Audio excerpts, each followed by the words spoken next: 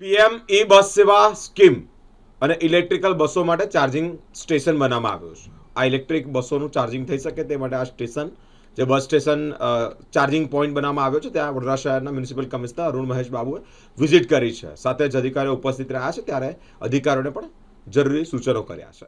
PM e બસ સેવા scheme અને electric બસો જે ભારત સરકારની યોજના એ કેન્દ્ર સરકારની પીએમ ઈ બસ સેવા સ્કીમ અંતર્ગત વડોદરાને ઇલેક્ટ્રિક બસો ફાળવવામાં આવી છે. આ ઇન્ફ્રાસ્ટ્રક્ચર એટલે કે ગોત્રી વિસ્તારમાં ઇલેક્ટ્રિક બસો માટે સિવિલ અને ઇલેક્ટ્રિકલ ઇન્ફ્રાસ્ટ્રક્ચર બનાવવાની કામગીરી ચાલુ છે, જે કમિશનર દ્વારા નિરીક્ષણ પણ કરવામાં આવ્યું છે. સમય મર્યાદા આગામી 1 મહિનાની અંદર ચાર્જિંગ ઇન્ફ્રાસ્ટ્રક્ચર તૈયાર થઈ જશે. ત્યારબાદ શહેરમાં ઇલેક્ટ્રિક બસો પણ દોડતી થઈ જશે. રેલવે સ્ટેશન પાસે આવેલા સિટી બસ સ્ટેશન પર પણ ચાર્જિંગ ઇન્ફ્રાસ્ટ્રક્ચર બનાવવાનું આયોજન કર્યું છે. બસો તબક્કાવાર આવશે અને તે મુજબ તેને કાર્યરત પણ કરવામાં આવશે.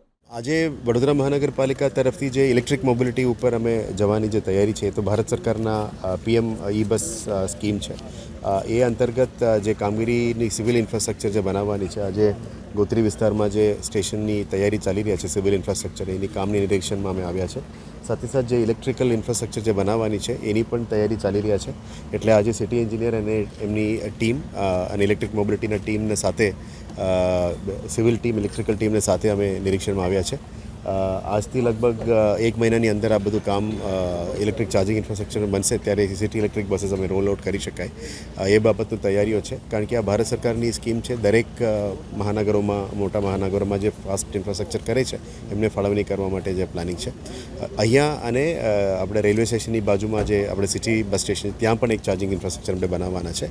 એટલે તબક્કાવાર બસીસ આવશે, તબક્કાવાર બસીસની રોલ આઉટ કરવાની છે. અને સાથે સાથે આજે ફિલ્ડ વિઝિટમાં ડ્રેનેજની જે કામગીરી છે એ અમે મે લાસ્ટ સુધી પૂરું કરવાનું જે તાકીદ આપી હતી એ બધાને પણ વહેલા તકે પૂરું કરીને પબ્લિકનું જે નડતરરૂપ ના થાય અને રોડ્સમાં મૂવમેન્ટ ફ્રી થાય, પબ્લિકની ડિસ્ટર્બન્સીસ ઓછું થાય એ દિશામાં કામગીરી વહેલા તકે પૂરું કરવા માટે આજે ફિલ્ડ વિઝિટ રાખ્યું છે. એટલે ડ્રેનેજનું ઇશ્યુઝ, પાણીનું ઇશ્યુઝ બધા વહેલા તકે પૂરું કરવાનું છે. સાથે સાથે જે સ્વચ્છતા સર્વેક્ષણ પણ આવી રહ્યા છે એટલે આપણે લેન્ડફિલ સાઇટ્સ અને રેફ્યુઝ ટ્રાન્સફર સ્ટેશનનું પણ વિઝિટમાં આજે નીકળવાના છે.